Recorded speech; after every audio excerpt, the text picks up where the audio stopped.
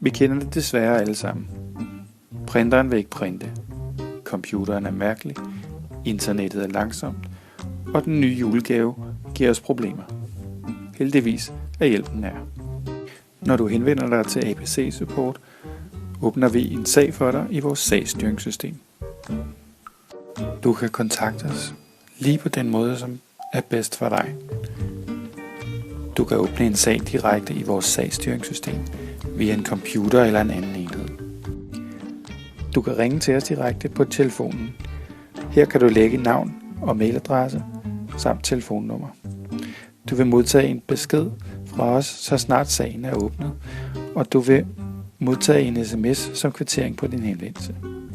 Du kan også henvende dig direkte per mail. Her skal vi naturligvis bruge navn, adresse, telefonnummer og så hvad problemet omhandler. Du kan også hente vores mobilapp, som indeholder alle de nævnte funktioner.